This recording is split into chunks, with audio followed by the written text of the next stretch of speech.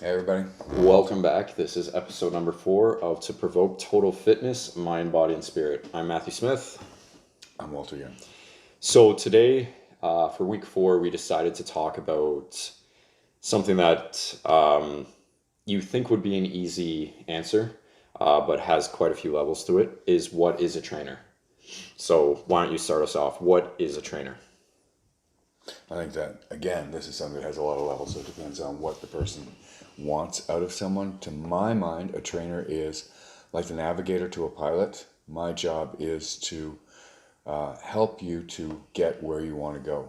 I can take the map, I can show you, okay, now you've got to turn left, now you've got to go here, whatever. You've still got to do the work. And that's where the issues start to come in, I think, Right. because Yeah, people's expectations of what a trainer will do for them exactly. are different, and sometimes we have to go beyond what you would think is on the list of job description, and find other ways to route the client back into what they're supposed to be doing. Yeah. To my mind. No, I think that's perfect. I mean, that's pretty much what I would say, just less eloquently, Oh, because you're smarter than I am. It's basically it. We are, as Walter said, the navigators. When you hire a trainer, you are hiring somebody to help guide you to become a better, healthier person, I believe. That's my belief. mm, You're not just shaping your body, you're also trying to shape your mind. And a trainer can help you do that by motivating, making sure you're consistent, getting you on a schedule and a routine. So I think that's where I kind of stand with what is a trainer. It's somebody who can help, again, can help if you put in the work, shape you into a better, healthier person. that's true. I think that very often it does go beyond the scope of just getting you into shape, though. I Hmm. mean, it's great. We know the exercises. We know how to get your body to change its form by Right. pushing it in the right directions. However, if you then go home and you eat a pile of crap, it's not going to help you achieve that. So then we also have the nutritional side of things that comes into play, where we have to guide you with that. And I found I've had to go outside of the gym for that and actually go grocery shopping with a client Yeah. and say, stay away from these aisles, go into these aisles. This is where you want to go. This is the healthier, better way. Yeah. People who live on fast food and they want to see the change. They know that there's a need for change, but they just don't know how to make it happen beyond what happens in the gym, Right. you know. Yeah. I think that happens a lot. I think people think I can change my life by going into the gym. And that's pretty much where it ends. When in reality, 99% of what you do outside of the gym is more important. And that's not just saying, training is only 1% important. I'm saying the mentality of shifting to make sure you're able to go to the gym when you need to be consistent in the gym, dieting properly, being mentally aware of what you're actually putting in your body, mentally aware of how you're training your body, making sure that you don't push yourself too hard or you don't push yourself too little. And I think that is kind of where I stand on that topic. Mm. There's a lot, again, we mentioned right from the start, there's a lot of levels to what is a trainer. And I personally think it's at some point, trainers can become your best friend. They can become a hated person.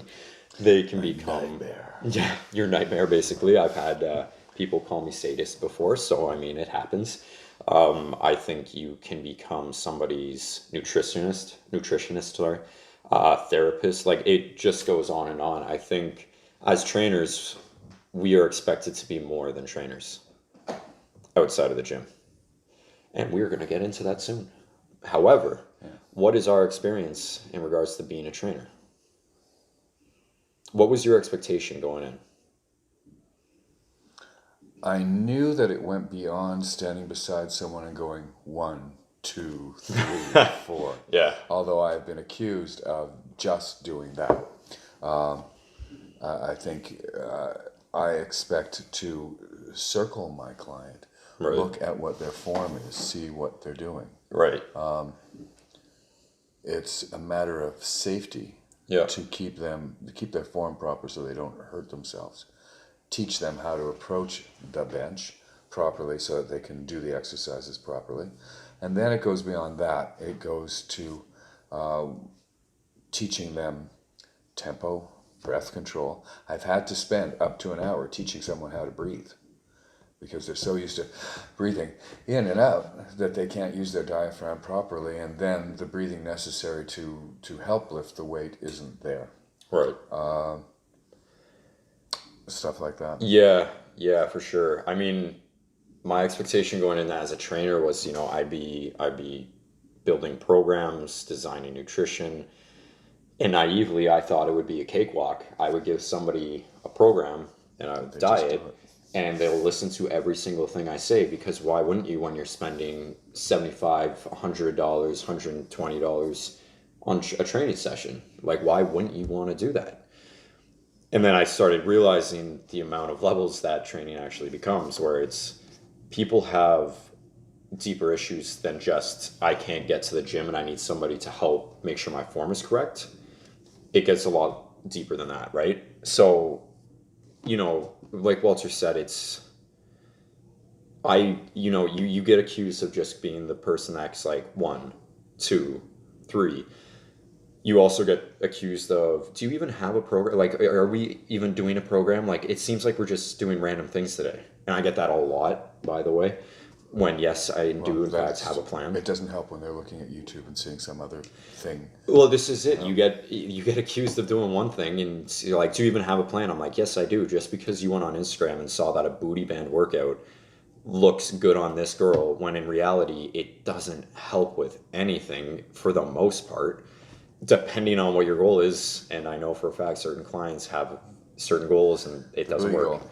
It doesn't. Their goals and the booty bands don't sync up. However, they tell me, yeah, I need to use this because Summer Rae used it, or whoever, Instagram user, everybody uses them now.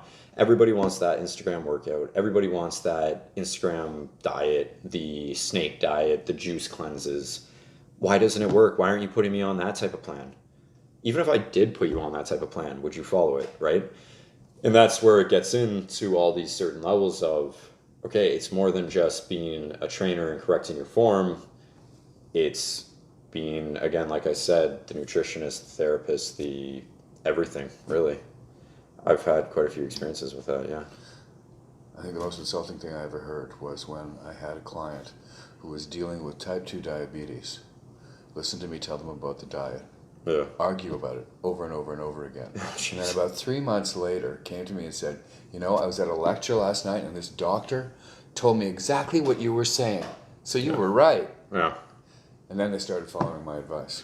And again, this is insanity to me. It's like, you're paying me, who is a certified person. Like, it's not like I walked off the street into a gym and they're like, okay, cool. Yeah, we'll get people to pay you $100 an hour so you can train them.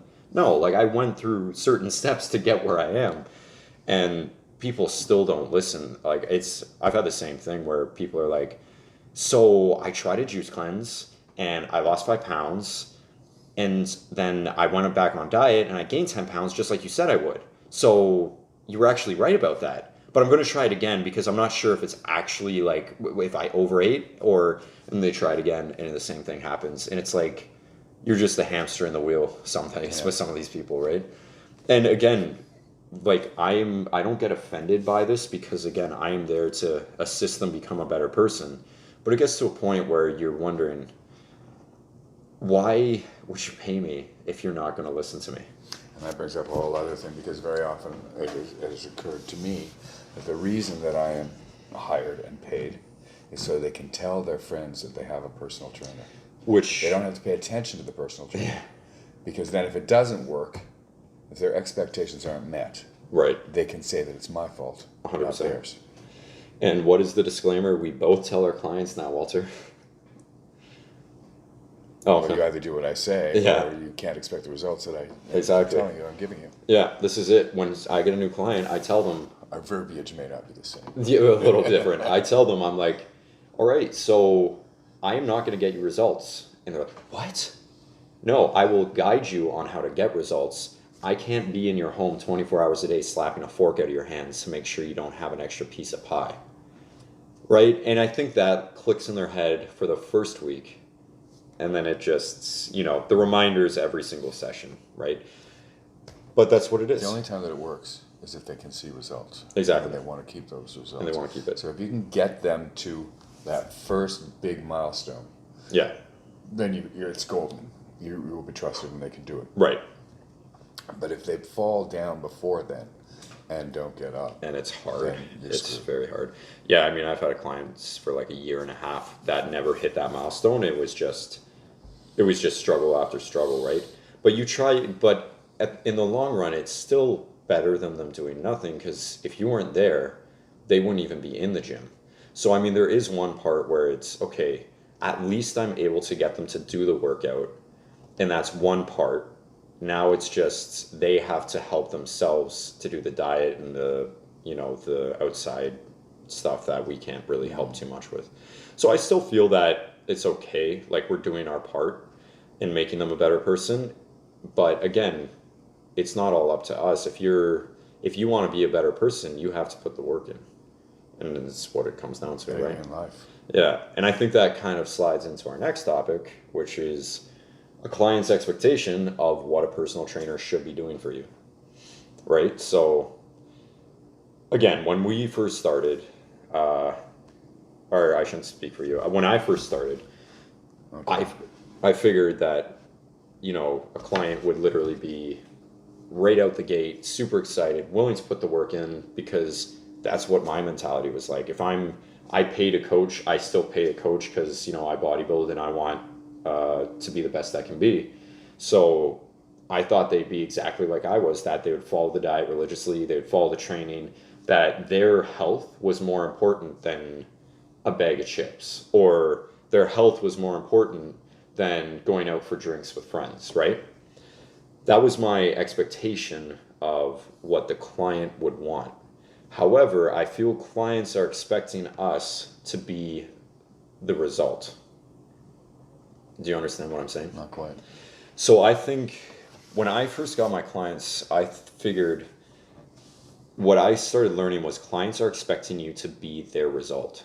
They're expecting you to put the work in, to make sure that you're on their ass 24/7, to make sure they're not overeating, to make sure that you have a new diet for them every week, to make sure they're drinking their water properly, to getting their sleep, to making sure they show up on time. If they can't show up on time, you better reschedule to them so they can make sure they get their workout in.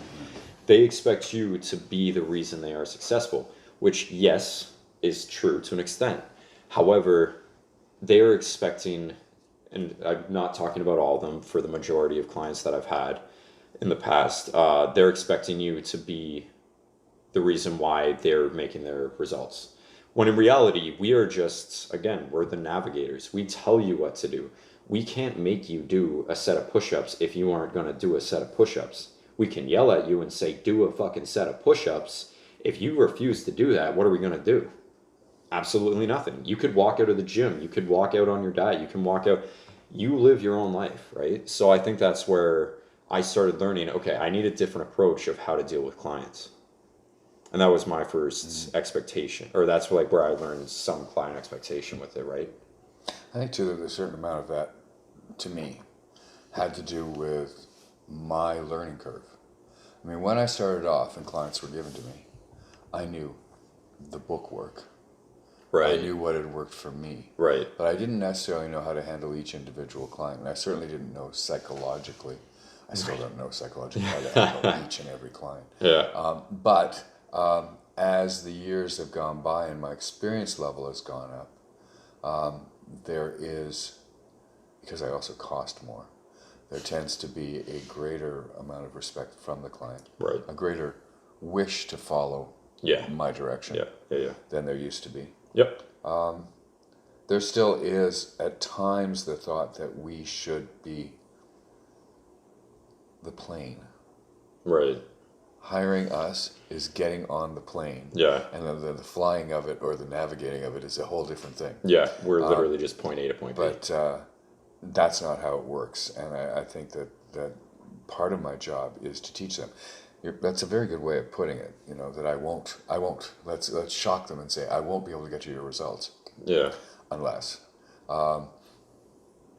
because a lot of them, they have no idea what they're getting into. Right. They haven't had a personal trainer. They don't know what the job is. They've seen The Biggest Loser, so Right. they think that we are actually going to be walking into their hotel room Yeah. to take the food away from them, when in fact we have no control over their job, Right. stress levels, what their family's doing, 100%. what their wife said when they started to lose weight and look too good, or Yeah. their husband said Yeah. when they started to look too And good. that happens. Yeah, that Yeah. happens. Why are you doing this? Yeah. You know? You looked great before, you don't have to do this. Yeah. They love it at first, and then it's like, oh my god, they're too good for me now. Yeah. Yeah, There's a there's lot of insecurity. fear There's a lot of insecurity. So, I mean, that's something that we also have to deal with. The psychological issues. Yeah. Walking them through those things Yeah. is difficult. Should we get into the next point then? If you want. Was that Okay. is that what Well, you the had? next Or? point is our expectations. Oh, the therapist, sorry. Yeah. Or the therapist. Trainer says therapist. Well,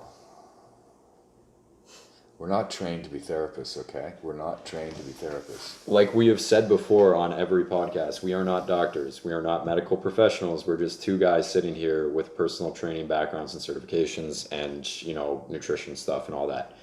Right? So we do have education. We are not qualified to be assessing your mental health issues and diagnosing them and telling you this is what you should be doing. However, what it usually comes down to. I have had to spend up to an hour, a whole hour session, sitting on the floor in the gym with a client while they talked about their life and how it was falling apart. Because that is seen as part of our job. Yeah. Why can't I work out? I just can't get myself to do it. Why? Well, blah, and the vomit comes out. Yeah. And how do you find your way through that? How do you? Okay, so again, with the past of what I've had, I can relate to these clients for the most part. Like, I understand what they're going through. Like, a breakup, a divorce. Never had a divorce, obviously, but a breakup, it's similar. Yeah. Body dysmorphia. I'm too fat. I was too skinny. I get that, right? I'm feeling really stressed and sad today. It's the same. I've been feeling that for 8 years, right? So I relate to it, and I think the way I've been able to deal with it is just through relatable experiences. And I don't actually mind that people will actually come to me with their problems. It creates a level of trust that I think you need as a trainer, because they need to trust you to get you results, like to help themselves get the results, right? So I do believe it's important to obviously understand what they're going through, because that also plays a huge impact on how they're going to do on their diet and their training. If somebody comes in that day and I can read I've been training with my clients for a couple of years, months, whatever it is now. You can read them the second they come in. They come in and they're not their usual peppy self. It's like, shit, this is going to be a different session today. Body language is all off. Your whole workout, the second they walked in, that program and plan you had for them is gone. It's out the window. And it turns into, how can I make her have a successful workout, a successful day, and make sure that she's able to come out of this workout and not feel inadequate, or make him feel like he's able to conquer the rest of this week. And I enjoy that aspect of it. It's not like I'm giving them advice to be like blah blah blah. It usually just comes down to somebody talking to me for the whole hour while we do 4 or 5 exercises. Again, that workout that I had is out the window. I'm just picking, what can I do to make them talk that isn't too strenuous, but is also still going to get them a decent workout. Like, that's how I've had to deal with it sometimes. Yeah, I think for me it's turned into that. I can't, in all good conscience, I can't spend the entire time talking. Yeah. And if it comes down to that, I'm going to say, look, I think, do you want to just leave the gym and go out for coffee? Yeah. And we can do I've that done there that. instead I've done that, of yeah. here. But if we're going to do a workout, I want to do 2 things within that workout. I want to elevate their endorphins. Yeah. And I want to lower their cortisol levels, Yeah. right? Yeah. If I can get hormonally, just by getting them to exercise enough, shift them that way, then that's going to be a good thing. It's already, yeah, it's going to help And them. then I'll talk to them. Yeah, exactly. Like that's why again, I'll get a client coming in and I'll instantly be like, "What's up?" And it's not like, "Hey, how's it going? How's your day?" Like blah blah blah, all that stuff because I know I can read them. I'm like, okay, what is the first thing I can get them to do? And I'm like, all right, let's get right onto the rowing machine. Let's get right into a set of lunges. Let's get right into our warm up. Like I won't even talk to them if I can see their body language is not there. Like they're just mentally not there. And that is a great way to start. Like you said, it gets their endorphins up, it gets their stress levels little down, and then that way they're able to open up while still continuing the workout, right? Because there's a cat on it. Cool. There often is a cat on that in this place. And that just kind of starts a dialogue of how can we make you a better person, or how can we improve yourself, and how can we make you a better person than you were yesterday, kind of thing, right? And I think that at the end of the day, that's the goal of a trainer, right? At least in my opinion. So, but yeah, I mean, it's tough because we aren't therapists, and I've had some heavy shit dumped on me, right? Like you've had the same, right? Maybe you want to go into like how you deal with that. Well, I mean, a lot of it has, as I've said in my past, I've done a lot of 12-step work on myself because of my drinking and addiction issues that I have. And so a lot of it, I find, has to do with just listening. Yeah. The reason that a 12-step program works 90% of it is that somebody is able to get their shit out, talk about it, and have someone listen to them. And not necessarily validate them, not necessarily say anything negative. Just let them talk and get it out of the way. Because if you talk about your issue, you will probably find what you need to do. It'll come to you. We're wonderful machines that way. Yeah, you know? yeah. You don't need to have 12 steps to work through necessarily, although Right. in my case, boy, did I need it.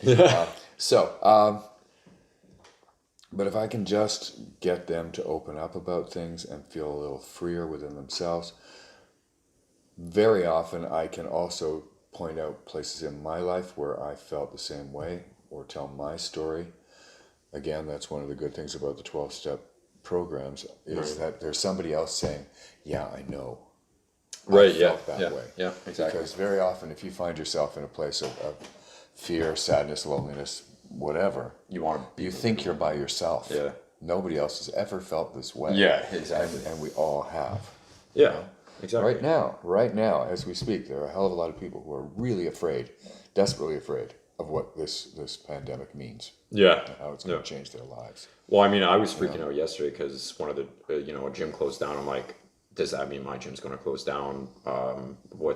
Shit, am I going to lose money? Like, I am probably not working for the next 2 weeks. yeah, and then I'm like, wait a second. Anybody who does any part-time or contract or any type of work like that is probably not going to be working for the next 2 weeks, probably longer. Yeah. Depending on, the situation at hand.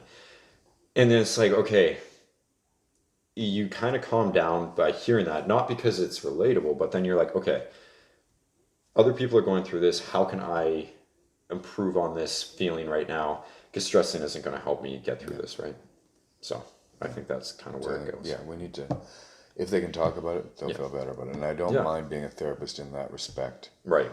What I can't do is advocate therapies. Yeah. Other than working out. Exactly. That can help them. Yeah.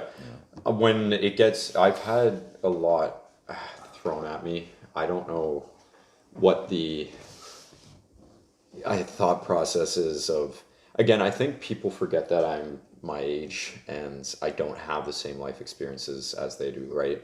For example, I'll have clients coming in and they're like, oh my God, I just, my husband and I just went on this $20,000 trip and he bought me this Gucci bag and blah, blah, blah. And it's like, you get that, right? I'm like, no. But, I just laugh along and I understand what they're talking about. It's not like obviously I haven't lived it, but I understand what they're talking about. And I think it's the same when it comes to like divorces and stuff or some mental health issues. Like, I understand what you're going through, not that I've done it. So I don't know how to, I don't know exactly what you're feeling, but I can kind of gauge what's going on, right? But yeah, I've had the point where people come up to me and they're so trusting me and they're so much thinking that I can help them that it's gotten to the point where I'm like, I can't, like, I'm sorry, but I will have to stop you there because I really don't know I can't give you advice. You're asking me for advice. I can just listen, but I can't give you advice. If you need advice, you need to go see somebody professional, right? Like, that's the most I'll advocate. And I mean, we're supposed to do that anyway. Yeah. With other medical issues. Why Yeah. would we not do it with a With mental health issue? exactly. So that's what I say. I'm like, I can't help you, unfortunately. This is the scope of my ability is teaching you how to work out and become a better person in that sense. If you want to become a better person and get your results, there's more to it than just working out. You have to go, you've said, like, again, the reason why I'll say go see professionals, they've brought it up. And I'm like, I do believe that you are correct in thinking you might need to go see somebody that has more experience in this. So I would recommend it. It's the same as, like you said, if they have a heart attack, am I going to be the one to call? No, I can give them CPR, but I can't. Yeah. Who am I? Well, like, and physiotherapy work. I mean, I can do some stretch work. I can help you work on the muscles. Yeah. But when it comes to some stuff, yeah, I am not capable. I'm not going to diagnose your tennis elbow or your plantar fasciitis. I can tell you from experience that is most likely what it could be, but I would still get and a if second it is, opinion. what might work, it would be this. Right. However, You still get a second opinion, right? Always. Yeah. So this is what, like, we're not, that's what it comes down to is I can listen, but I can't give advice. And when I do give advice, it's basically just like, it's advice on the workouts or the diet, the things I am capable of. And sometimes that's enough, right? Sometimes it's enough to be like, oh my God, like I've had my husband or my ex-wife or whatever has been such a bitch and I can't deal with this. And, like, I got it. Like, I really binge ate last night and I don't know what to do. And it's like, okay, that is unfortunate. I'm really sorry that you're going through that right now. But what we need to focus on is the work we're doing right now and how you can improve upon today. Don't worry about yesterday. It happened. It's over. Let's focus on today. Let's focus on what we can do today. And you kind of build it like that, right? And by doing that, doing your actual job, you build that trust that they're like, well, they're helping me in more ways than one. When in reality, it still comes down to the training aspect of it, right? I mean, I would think that using training as a coping skill, so that you don't binge eat because of the stress, might be the way to look at it. But it is a coping skill, right? Relatable to the gym, not relatable to psychotherapy. Exactly, right? I mean, that's why when I was super depressed, I'd go to the gym and train. Did I feel any better? While I was doing the workout, sure, because the endorphin rush and I just forgot about my problems. The second the gym's over, I'm like, oh, fuck, I'm depressed again. Yeah. Right? It's like, it's not the answer. So that's what it comes down to, right? I think we are therapists in a sense, but we really aren't designed to be, your savior. The main therapy I think we should be giving people is developing the tools to get them to the work. Right. So that they don't give up on the work, so they keep achieving what they want to achieve. Yeah.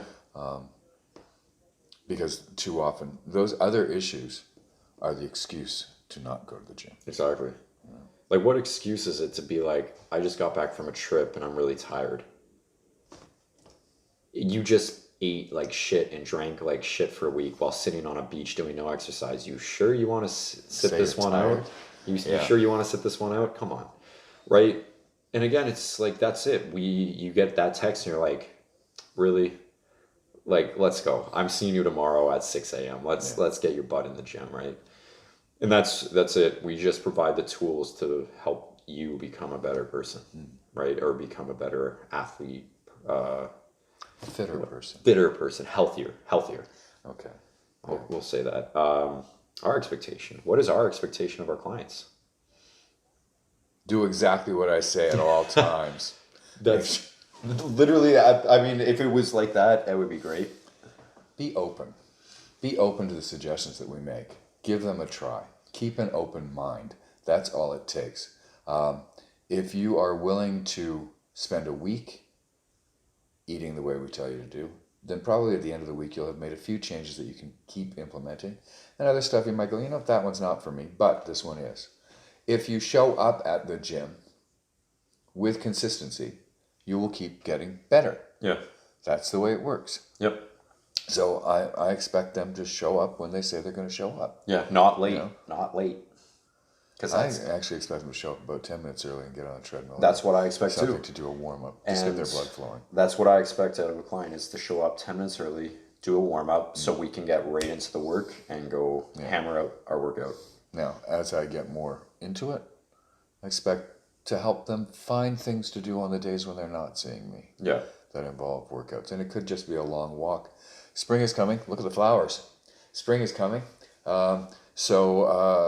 know, unless you're stuck in the house For the next 3 by weeks. law, you know, get out, go for a long walk. Yeah. Do things like that. Enjoy the outdoors while Yeah, getting people it back. think, you know, exercise requires you to be sprinting on a treadmill for an hour or lifting 150 pounds over your head every second that you're in the gym. It's like, you can get exercise by being outside and getting off the couch and getting off your butt. Like, I think the biggest reason people are out of shape is because they're sitting on their ass for 8 to 10 hours a day, staring at a computer screen, destroying their posture, and just snacking on food that should not be available to them in that period of time, because they're just, when you're like, how many of you guys have done this where you're just sitting in front of a computer screen writing something and you're just like, I'm a little hungry, and you're just like, I'll just get a little like 5 chips. You eat 5 chips, and the next thing you know, the whole bag's gone plus some cookies.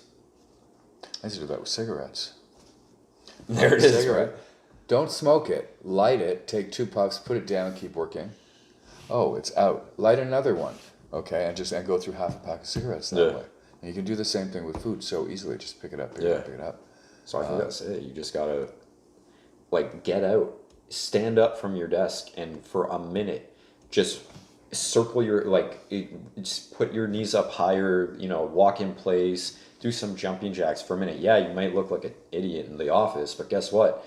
You could be avoiding heart disease while your coworker is stuffing their face with chips and cookies. That's it. So realize that it doesn't take a bodybuilder's mentality to become a fitter person. All it takes is you making small changes in your day-to-day life that will help you in the long run, right? Yeah. I mean, that's what you expected from people. That's my expectation of clients too. Yeah, you don't always get it. No. And sometimes you get gold. Sometimes someone walks in and they are actually willing and do listen to everything you say. And every time you make an adjustment, you can see it's there. Right there. They're wonderful. My Australian, Yeah. 30 pounds in 3 months. Amazing. Yeah. You get that sometimes. It's rare. And when it happens, it's amazing, because you realize, like, it comes down a lot to how a person is willing to communicate with you. And I think with that, it becomes a level of trust that you don't have necessarily with somebody who's not willing to listen to you. Yeah. Right? Yeah. Because they're more willing to listen to their friend who tried a snake diet and they lost 5 pounds within a week because they literally just drank water as their main food source. Right? They're what? Yeah. I mean, I don't know what food this is. source? Yeah. Literally as like, I'm going to have water with a grape for dinner. Yeah. Right? Whereas with somebody who actually listens to you, I feel like they're more trusting of you. They realize that you are knowledgeable enough to get them the results as long as they put in the work, and that's what it comes down to. Well, it's like you know, you've had me on this diet for 3 months and I haven't lost any weight. I don't understand what's going on. Yeah. And then I look at their carb intake or their caloric intake. And although I was scheduling them out at 18 to 22, Yeah. they were doing 12 Yeah. and spending an awful lot of time on the treadmill. Yeah. None of the changes that I predicted were going to happen were happening. And then they actually were gaining weight. There isn't a reason that we take the courses we take, that we learn about nutrition the way we learn about nutrition, and what calories you need to lose the weight and actually lose the weight. Yeah. You know? People think, like, if I starve myself, I'm going to lose weight. No, most likely you will actually gain weight or retain weight. Or get skinny fat. Yeah. This is it. Like, realize that we do know what we're talking about. Realize most trainers do know what they're talking about. We take the courses to make sure that we do know what we're talking about. We've had the experience of knowing what we're talking about. We do this ourselves. Why do you think we're in good shape? Because we don't listen to our own advice? Like, come on. Sometimes. Don't eat that burger while I'm stuffing my face with donuts. I've done that once. I've eaten donuts at a boot camp before. Yeah. Because it was my cheat day and I was not going to waste a second of it. Yeah. Anyways, aside from that, You see, the thing is, your trainers are human too. We are. So we can make the mistakes. yeah. But we know get back on course right Yeah. away. Yeah. Unfortunately, a lot of clients, they get off track and They just don't let come it back. go. And I think that is a good way of integrating into the next section, which is I'm going to pay you and you're going to be my motivation. And if I don't show up to the gym, it's your fault. You're going to be my cheerleader and cheer me on because I'm paying you to do so. Yay. No, No. exactly. I will pat you on the back when you do something well. I will. I have gone so far as I have clients who send me pictures of every single meal they have. They tend to succeed Yeah. because at the end, the next day, I can write them back that night and say, "What's that?" Yeah. You know. Why is that there? Yeah, and they know what I'm talking about, and Yeah. they make adjustments. But it's not my job to force you to come to the gym. It's not my job to email you when you're late. No. It's not my job to make it happen for you. Yeah. Ultimately, you have made a decision. You have to stick to the decision and use me to help you get there. But I can't be the force that makes it happen. for Yeah, you. like again, guys, you're paying for our knowledge. Yes, to an extent, you are paying for our motivation because we part of our job is to make sure you actually get your ass in the gym. I agree with that, but if you show up late, it's not my job to stay an extra 20 minutes because you decided that sleeping in was more And important I to you. won't. There was a guy on Facebook that I was talking to. I do a lot of Facebook threads. Who was saying, I don't know what to do because my clients, they show up late, blah, blah, blah. And I said, look, it should not impact your training of yourself. If your client shows up late, you tell them you've lost 10 minutes of your time that you paid for. Yeah. You don't give them another 10 minutes at the end of it. You say, no, I have another appointment. And if that other appointment is not another person, it's you for your training, it's still another appointment. 100%. One of the it's just mistakes as- we made Yeah. in the beginning of our career I was did this letting more. our own training fall apart because, the client wants me. The client Yeah, needs me. I've They done- were I did late, that so more. I ran behind. Yeah. No more. I'm sorry. You book me from 1 to 2. You've got me from 1 to 2. You've probably got me at 7:45 at night looking at what you've eaten and that sort of thing, or at least thinking about what your training for the next session is going to be. Yeah. But you don't have me at 2:05 because there's another person. Sometimes it's me, but sometimes it's someone else who has the right and is paid for that time. I've had people get angry at me because they showed up 20 minutes late and they're like, do you have another client? I was like, of course I do. It's 7 in the morning and this is prime time. And they're like, okay, we'll just reschedule then. I'm like, great, you're going to lose your session. What is the mentality of I can show up late and you will reschedule or, you have to work around my time. Not only is my time just as important as yours, not only are my other clients' times as important as yours, it's just disrespectful when it comes to that point, right? I don't find it,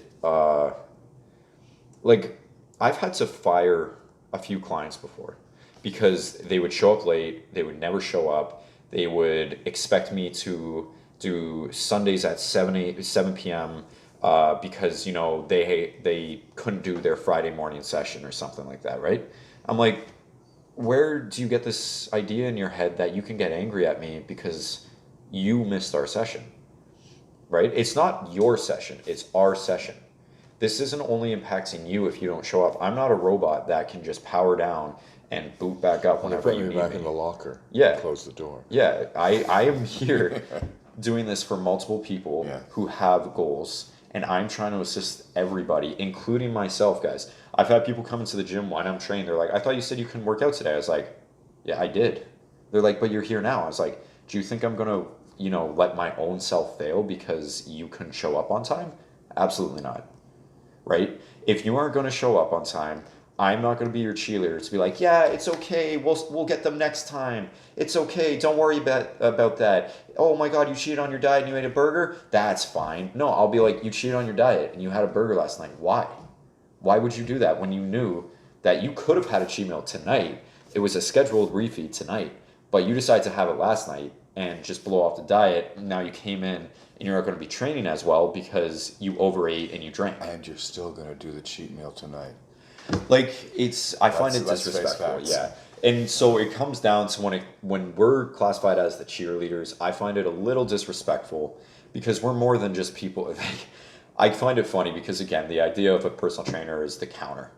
And we can't even count properly. I can't even count to 3 without missing 2 sometimes. Yeah. Right? So Well, because I'm looking at form. yeah, I'm trying to adjust things while counting. yeah, and I find it disrespectful that people are like, I've had people say, I pay you so I can show up. I'm like, if that is your mentality, you will fail. You have to be the reason why you show up to your session. It's what it comes down to, right? So, yes, we can be a pat on the back. We can congratulate you because it's just as important to us that you're making your results. When you hit a 200-pound deadlift, I'm fucking stoked for that. Like, oh my God, you couldn't even walk up a set of stairs without being Now in look what pain. you're doing. And you're deadlifting 200 pounds off the ground. That's fucking amazing. Like, how proud of you are yourself right now? And sometimes I don't give my clients enough credit for that, and I should more. But at the end of the day, like, I'm extremely proud of any progress you make, as long as you're trying to be better yourself and not blaming the world on your problems. I think there's the opposite side of the coin too. There is the biggest loser sign. Mm-hmm. My job is not to make you cry so you feel good. My job is not to yell at you until I'm hoarse because you saw it on TV, some guy yelling at their person, one more. No, I mean, I try to be a very calm person. You may not notice that. But I think there's a medium road where you say, that's great, that's good, that's whatever. Yeah. I am not going to yell at you, but I'm not going to let you get away with breaking your diet. No. We're going to talk about consequences a lot and let you feel the consequences that way. But I'm not going to make you cry by yelling at you. That's ridiculous. That's an expectation. Yeah, I am not going to let you walk over me because you pay me. Just because you pay me $100 an hour does not mean I am on my knees in front of you being like, whatever you want, you can do whatever you want, that's totally fine. Oh, you feel like that job. today? Okay. You feel like eating chocolate? Oh my God, that's totally fine. You worked hard today. Fuck no. I am not going to be your cheerleader. I am not going to yell at you, but I will not let you walk over me, and I will not let you put yourself down because you decided having a Smartie was a better idea than having a piece of celery. That's what it comes down to, right? So hopefully this helped some people understand what we do. Yeah. Helped us understand what we do, so that's a good thing. Yeah, exactly. Again, we love our clients. We do this because we love what we do. This is just the reality of what personal training is, and it's not like we hate it. I absolutely love it. Everything we talked about, this is the reason why I do it, right? So, Absolutely. This is it. Wash your hands, guys. That's pretty much where we're going to end this. Stay healthy, stay safe. Yeah. Try to, what is it called? Cultural. Oh, social distancing. Social distance. Yeah. Practice social distancing. Yeah. Don't buy all the toilet paper in the world. Don't worry. We have tons. Ontario just put out a statement. You don't need to panic and buy everything. The grocery stores are staying open. It's fine. The people who are panicking are buying toilet paper to last for like 5 months. I'm like, what are you expecting? This flu doesn't cause you to shit out your bowels like every single second. Yeah. But anyways, stay healthy. And that's pretty much it. Yeah, we'll see you next week. See you next week, guys.